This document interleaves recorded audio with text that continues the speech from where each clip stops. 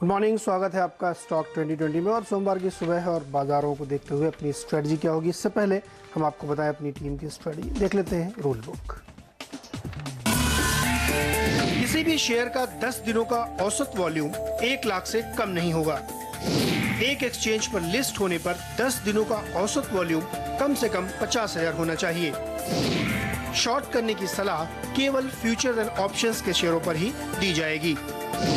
Circuit में बंद हुआ कोई भी शेयर टीम में शामिल नहीं होगा।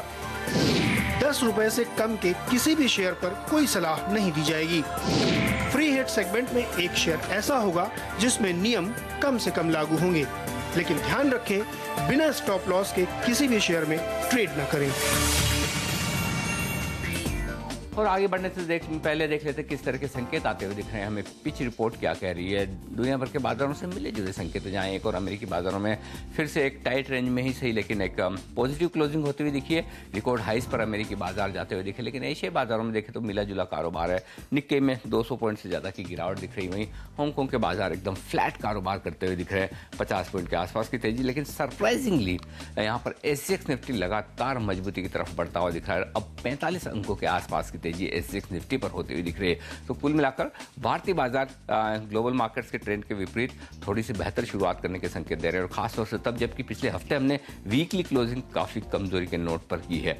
बताइए नीरज, ऐसे में आपकी रणनीति क्या है? रणनीति बिकवाली की रहेगी पूरी तरीके से, और कोई जो संकेत दिख रहा है सेलेक्टर्स को नहीं समझ में आ रहा है कि ऐसे क्यों पॉजिटिव होने चाहिए, क्योंकि तमाम सारी चीज़ें नेगेटिव हैं। और ख़ासतौर पर रुपया जिस तरीके से फ्राइडे को बंद हुआ है, जो वो काफ़ी दिक्कत वाली बात आगे हो सकती है। और यही वजह है कि आप देखें मार्केट वाइड पूरा बाजार काफ़ी कमज़ोर हो चुका है। 10-12 स्टॉक है जिनकी वजह से आपको सेंसेक्स या निफ्टी इतना ऊपर दिख रहा है, अदरवाइज 2008 के लेवल से भी नीचे के प्राइसेस आपको यहाँ पे दिख रहे हैं। तो सेक्टर्स को लगता है कि यहाँ थोड़ा सा वीकनेस आज और रहेगी। अभी वैसी मजबूती कोई संकेत नहीं, तो ज़्यादातर हमने अपनी टीम में शॉर्ट शामिल किए।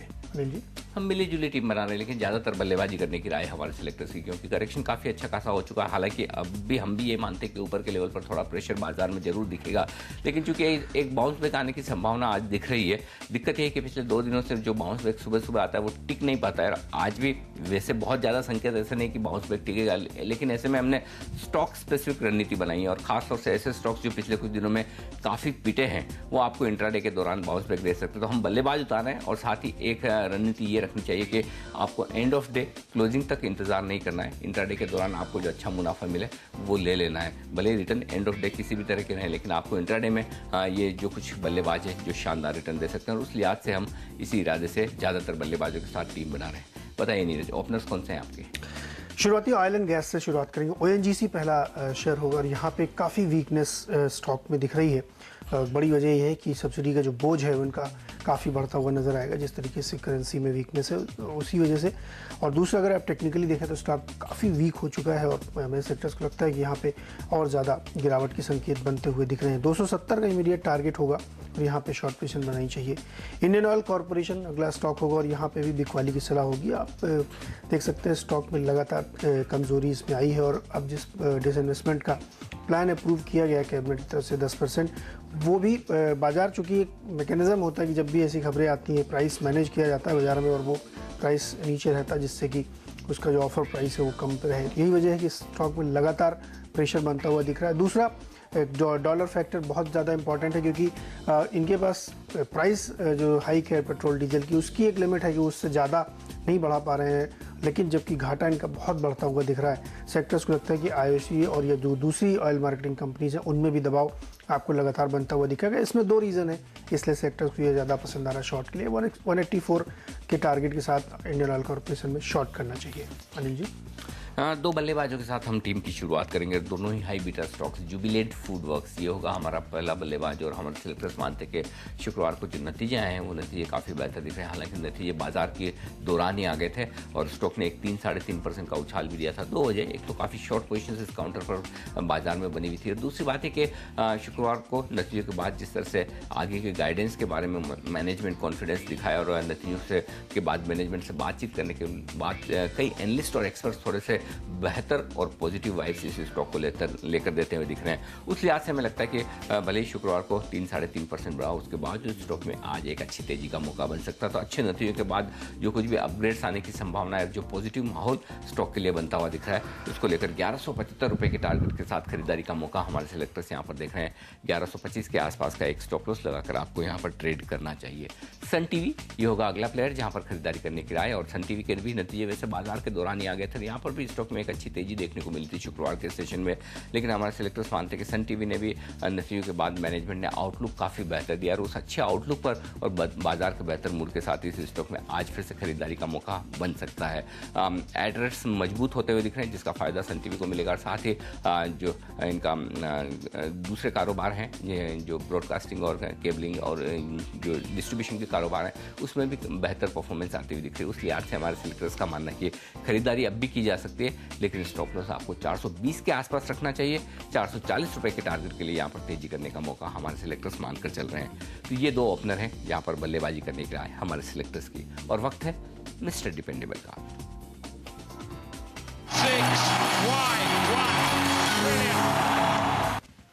रिलायंस इंफ्रा यहाँ पे एक शॉर्ट करने की सलाह होगी, और भरोसेमंद खिलाड़ी के तौर पर सेलेक्टर्स ने चुना। इसमें बहुत ज़्यादा वीकनेस दिख रही है। जब से नतीजे हैं उसके बाद से इसकी गिरावट थम नहीं रही है, लगातार इसमें पोजीशन अनवाइंड हो रही है। सेक्टर्स को लगता है कि यहाँ पे आगे भी दिक्कतें बनती दिख रही है। वैसे भी इंफ्रा सेक्टर में फंडामेंटली कोई बदलाव नहीं आ रहा, और अब तो ऐसा लग रहा है कि जब तक यूनियन इलेक्शन नहीं हो जाते अप्रैल, तब तक कोई बड़ी सिग्निफिकेंट चेंज इस सेक्टर में होती हुई नहीं लग रही हो। नतीजे काफ़ी वीक माने जा रहे थे बाजार में, इसी वजह से इसमें लगातार बिकवाली है। सेक्टर्स लगता है काफ़ी कमज़ोर हो चुका है स्टॉक, 300 का लेवल ये तोड़ता हुआ आपको नजर आएगा। 300 का इस तरह अगर तोड़ देता है तो इससे बहुत नीचे जाने की संभावना है, लेकिन आज के लिए आपको 300 या 302 के आसपास का टेक्निकल टारगेट लेते हुए शॉर्ट पोजीशन बनानी चाहिए, और 315 पे स्टॉप लॉस भी जरूर लगाएं। अनिल जी, जेट एयरवेज ये होगा हमारा मिस्टर डिपेंडेबल, लेकिन बल्लेबाज, और आज खबरें पॉजिटिव आती हुई दिख रही है। इनफैक्ट पॉजिटिव और नेगेटिव दोनों ही खबरें हैं इस स्टॉक के लिए। पहले पॉजिटिव खबरों की बात करें जिसके दम पर हम खरीदारी का मौका देख रहे हैं, वो ये कि सोर्सेज ये बता रहे हैं कि सेबी ने इसके इतिहाद के साथ ओपन ऑफर का जो मामला काफ़ी लंबे समय से चल रहा है, ऐसा समझा जा रहा है कि उसे मंजूरी दे दी है। जो कुछ भी टर्म्स एंड कंडीशंस एग्रीमेंट में सेबी बदलाव करवाना चाहती थी, वो बदलाव हो चुके हैं। ये कहा जा रहा है कि अब सरकार के पाले में है गेंद कि वो इस डील को मंजूरी दे या न दे, लेकिन जिस तरह से ये CCA में पास हुआ है उसको देखते हुए ये लगता है कि कमोबेश आम राय बन गई है कि जेट एयरवेज की डील को मंजूरी मिल जाएगी। तो उस लिहाज से ये एक पॉजिटिव संकेत यहाँ पर आता हुआ दिखा है। लेकिन इसके साथ ही एक नेगेटिव खबर भी आई है, वो ये कि काफ़ी बड़ी संख्या में इन जेट एयरवेज अपने कुछ टिकट्स को है वो डिस्काउंट पर सेल करने के प्लान्स अपने वीकेंड पर बता चुके हैं। तो जाहिर सी बात है कि थोड़ा सा इस तरह से खासतौर से तब जबकि पोजीशन की काफ़ी स्ट्रॉन्ग होती हुई दिख रही है, कॉम्पिटिशन कम हुआ है, उसके बावजूद अगर वो डिस्काउंट सेल लगा रहे हैं तो थोड़ा सा वो एक नेगेटिव हो सकता है। तो देखना ये दोनों में से किस खबर पर स्टॉक रिएक्ट करेगा, लेकिन हमारा मानना ये कि शायद सेबी की तरफ से मंजूरी मिलने वाली खबर ज़्यादा बेहतर हो सकती है, और चूंकि सरकार की तरफ से मंजूरी मिलना लगभग एक फॉर्मेलिटी माना जा रहा है, उस लिहाज से ऑफर प्राइस 550 रुपये, स्टॉक 325 पर ट्रेड कर रहा है, तो आपको खरीदारी का मौका देखना चाहिए 340 रुपये के टारगेट के साथ। लेकिन खबरें चूंकि दोनों तरह की है, ऐसे में स्ट्रिक्ट स्टॉप लॉस के साथ ट्रेड करें, वो होगा 322 रुपये के आसपास का। जेट एयरवेज होगा हमारा मिस्टर डिपेंडेबल। लेंगे एक ब्रेक, और ब्रेक के बाद होंगे मिडिल ऑर्डर के प्लेयर्स और साथ ही फ्री हिट भी।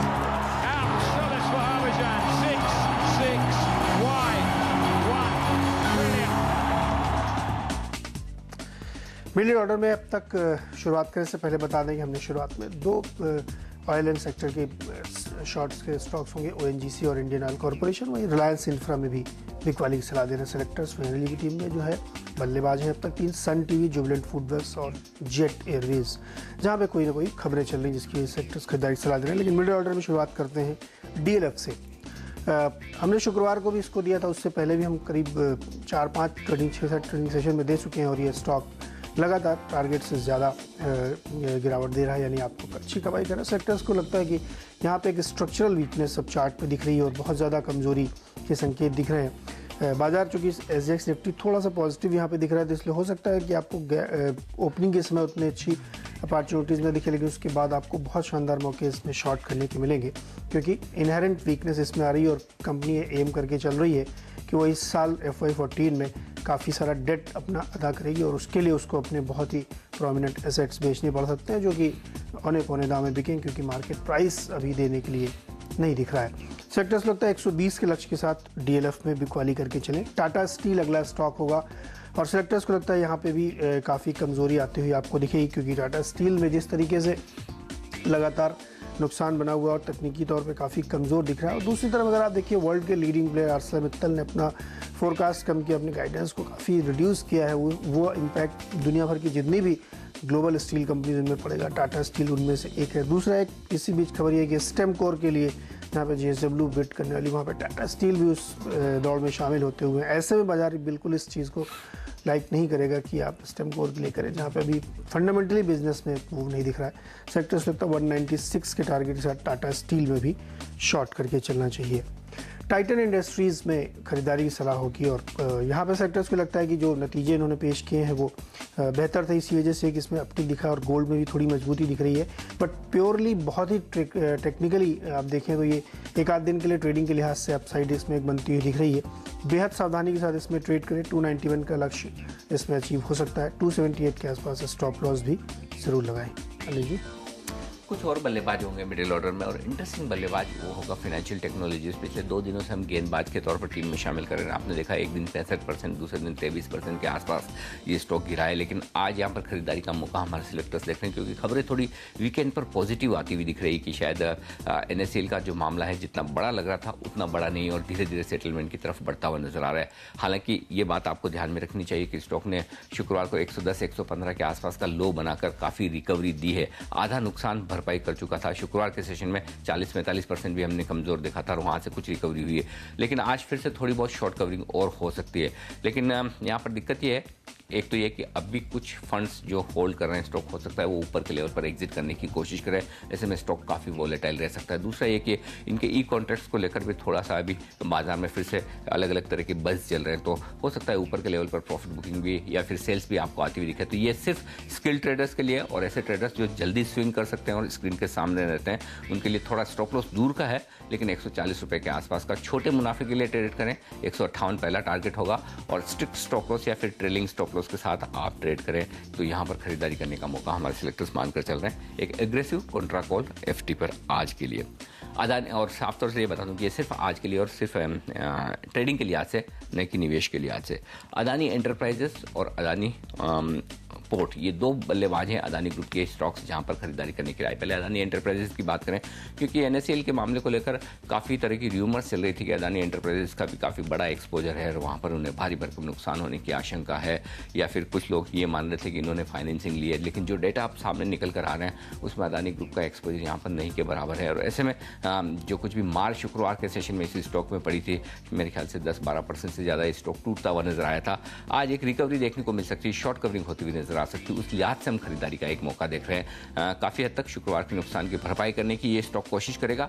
165 रुपये का टारगेट लगाकर आप करें खरीदारी। 156 रुपये के आसपास का एक स्टॉप लॉस भी जरूर लगाना चाहिए। और वैसा ही रुझान अदानी पोर्ट में भी आपको देखने को मिल सकता है, जहां पर हमारे सिलेक्टर्स मानते कि जो कुछ भी 10-12% की गिरावट इस स्टॉक में भी हुई थी शुक्रवार को, वो आज थोड़ा सा रिकवरी दिखा सकता है। 132 रुपये का टारगेट रखकर खरीदारी करें। 123 रुपये के आसपास का एक स्टॉप लॉस लगाकर यहाँ पर तेजी की पोजीशन बनाने की राय हमारे सिलेक्टर्स की। और अब वक्त है फ्री हिट का।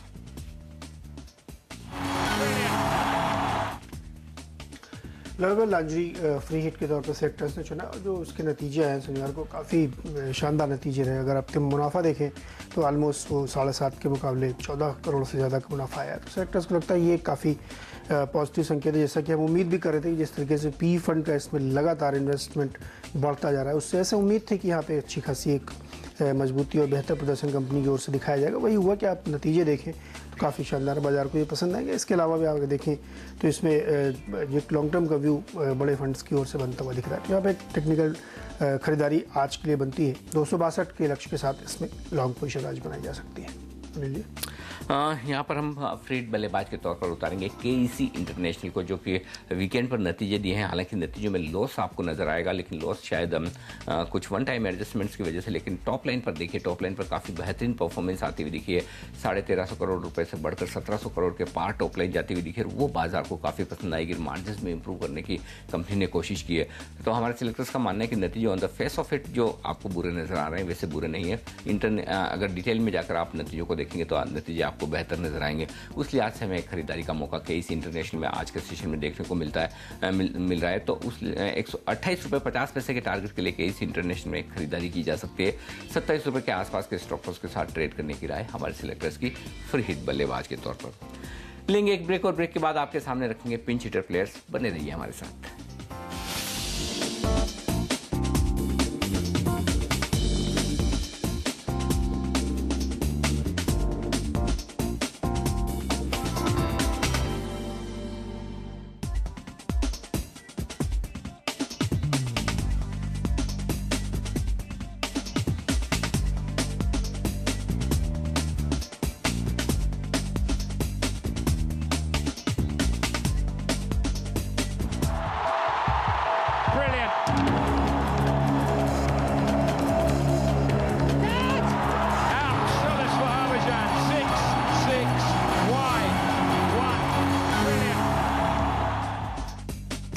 पिंच हिटर्स में 3 और गेंदबाज होंगे और वो बैंकिंग सेक्टर से होंगे। सेक्टर्स का जिस तरीके से लगातार कहना था कि बैंक में खासतौर पे सरकारी बैंकों में बहुत दिक्कत है, उसके अलावा प्राइवेट बैंकों में भी लगातार बिकवाली चल रही है। और यहाँ पे सेक्टर्स लगता है कमजोरी को देखते हुए स्टेट बैंक ऑफ इंडिया हमने लगातार इसमें शॉर्ट किया है और सेक्टर्स का मानना था कि काफ़ी नीचे जाएगा। और अब देखिए 1700 से भी काफ़ी नीचे ट्रेड कर रहा है, 1680 पे।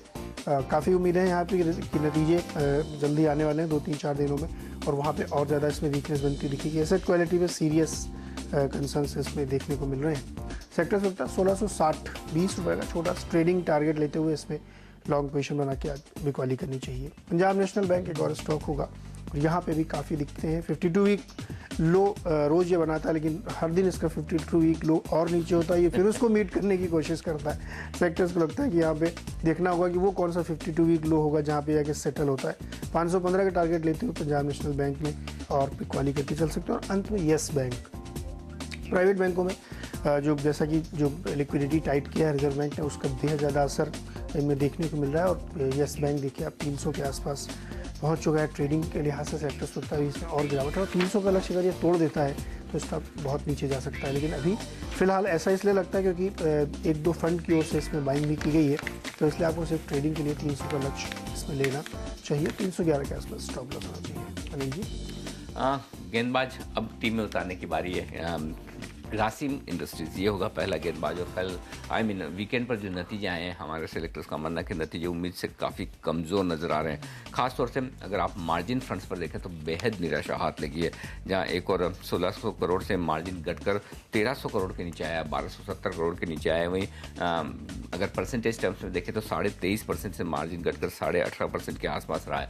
तो नतीजे बेहद निराश करने वाले हैं। मुनाफा 718 करोड़ से घटकर 610 करोड़ के आसपास का आया है। वहीं सेल्स एकदम फ्लैट रही है। तो किसी भी पैरामीटर पर अगर आप देखें तो ग्रासिम के नतीजे बेहद कमज़ोर नजर आ रहे हैं। हमारे सेलेक्टर्स का मानना है कि इन कमज़ोर नतीजों के बाद ग्रासिम के स्टॉक में आज एक गिरावट देखने को मिल सकती है। यहाँ से भी 101 रुपये के आसपास की कमजोरी आसानी से हो सकती है। ऐसे में 2440 के टारगेट के लिए आप बिकवाली करके चले। 2560 के आसपास का एक स्टॉप लॉस लगाकर ग्रासिम में शॉर्ट पोजीशन बनाने की राय हमारे सिलेक्टर्स की आज नतीजों के दम पर। इसके अलावा रिलायंस कम्युनिकेशन ये होगा अगला प्लेयर जहाँ पर कमजोरी हमारे सिलेक्टर्स मानते हैं कि और हो सकती है। यहाँ पर भी शुक्रवार को नतीजे आए थे। हालांकि नतीजे बाजार के दौरान ही आ गए थे और स्टॉक ने कमजोरी का रुझान भी दिखाया, लेकिन हमें लगता है कि स्टॉक अब कमजोर हो चुका है। इनफैक्ट सारे टेलीकॉम स्टॉक्स अब प्रॉफिट बुकिंग के एक संकेत दे रहे हैं, तो चाहे वो आइडिया हो जिसने शानदार नंबर्स के बाद गिरावट दिखाई, चाहे आरकॉम हो जहां पर अब नंबर्स के बाद प्रॉफिट बुकिंग आती हुई दिख रही है। तो एक बार थोड़ा करेक्शन हो सकता है, लेकिन चूंकि ये हाई बीटा स्टॉक है, बाजार का मूड आज थोड़ा बेहतर है, तो ऐसे में लोअर लेवल पर शॉर्ट करने में सावधान रहें और स्ट्रिक्ट स्टॉप लॉस के साथ ट्रेड करें। एग्रेसिव शॉर्ट कवरिंग भी किसी भी लेवल से आ सकती है। ऐसे में 126 का स्टॉप लॉस आपको जरूर लगाना होगा और 117 के टारगेट के लिए आपको करनी होगी खरीदारी। आखिरी प्लेयर के तौर पर एक और शानदार बल्लेबाज को उतारेंगे और वो होगा क्रॉम्पटन ग्रीव्स। हमारे सिलेक्टर्स मानते हैं कि यहाँ पर आज और कल 2 दिन खरीदारी का शानदार मौका नजर आता है। कल नतीजे आने वाले हैं और हमारे सिलेक्टर्स का मानना है कि इस बार नतीजों को लेकर स्टॉक आपको पॉजिटिव सरप्राइज दे सकता है। वैसे भी स्टॉक में बायबैक चल रहा है। ऑलरेडी कंपनी ने बायबैक 125 रुपये तक का ऐलान किया था। जाहिर सी बात है कि डाउन साइड रिस्क काफ़ी कम है। इनकेस नतीजे खराब आए तो बीच में वैसे तो आने की संभावना हमारे सिलेक्टर्स नहीं के बराबर मान रहे हैं, लेकिन अगर कमजोर आए तब भी मैनेजमेंट नीचे के लेवल पर खरीदारी करने के लिए तैयार खड़ा है, क्योंकि बायबैक अनाउंस हुआ है और ऐसे में कमजोरी में तो वो डेफिनेटली खरीदेंगे। लेकिन नंबर्स अगर अच्छा है तो शॉर्ट कवरिंग रैली भी हो सकती है। अच्छी बात यह कि क्रॉम्पटन के नतीजों से किसी को कोई उम्मीद है नहीं और वैसे भी बेल के नतीजे जो खराब आए उसको देखते हुए पूरा कैपिटल गुड्स प्रेशर में रह सकता है। तो आज की कमजोरी में धीरे धीरे एक्यूमुलेट करने की राय, और अगर स्टॉक मजबूत भी खुले तब भी आप खरीदिए। आज और कल 2 दिनों के लिए तेजी करने की राय हमारे सिलेक्टर्स की क्रॉम्पटन ग्रीव्स में नतीजों के पहले। और उम्मीद करें कि जिस तरह से हमारे सिलेक्टर्स नतीजों पर जनरली खड़े उतरते दिखते हैं, वैसा ही एक और परफॉर्मेंस यहाँ से आता हुआ दिखे। 86 रुपये का टारगेट रखकर खरीदारी करें। 81 रुपये के आसपास का एक स्टॉप लॉस भी आपको ज़रूर लगाना चाहिए। तो पूरी टीम नीरज मेरी आपके सामने, हालांकि गेंदबाजी के ऑप्शंस ज़्यादा नहीं है आपके पास, लेकिन गेंदबाज के साथ ही जाएंगे। ग्रेसिव सेलेक्टर्स को डेफिनेटली लगता है यहाँ पे शॉर्ट करना चाहिए और बिग वाली के पूरे संकेत इसमें दिख रहे हैं। 2440 का जो टारगेट है इसमें लगता है बिल्कुल अचीव होगा, क्योंकि इसमें सेलेक्टर्स के अलावा कई सारे दूसरे टेक्निकल एनालिस्ट की भी शॉर्ट की कॉल ही बनती दिख रही है। अनिल जी, मेरी टीम में एकदम उल्टा है, केवल 2 बल्लेबाज का आपके पास। नहीं, बल्लेबाज हमारे पास बहुत हैं, हमें गेंदबाजों की कमी खल रही है। वैसे भी तो हम आईओसी के साथ जाएंगे, जो कि एक बेहतरीन गेंदबाज इस तरह के माहौल में हो सकता है। सरकार की हिस्सेदारी बिकने की खबरें, रुपए की मजबूती, क्रूड के दाम ऊपर, ऐसे में कुछ भी पॉजिटिव वैसे आईओसी के लिए नहीं है, एक्सेप्ट ये कि कुछ शॉर्ट्स काउंटर पर बनी हुई है। लेकिन हमें लगता है कि आज अगर बाजार के उछाल के साथ कुछ अगर पॉजिटिव यहाँ पर रुझान देखने को मिले तो डेफिनेटली शॉर्ट पोजीशन बनानी चाहिए। और अदरवाइज आपके जो 184 रुपये के आसपास के टारगेट्स हैं वो इवेंचुअली हमें लगता है ज़रूर अचीव होने चाहिए। चलिए, पहले मैच में मुझे और नीरज को दीजिए इजाजत। ब्रेक के बाद एक और शानदार मैच होगा जो खेलेंगे हमारे 2 कैप्टन्स आशीष और संदीप। बने रहिए हमारे साथ।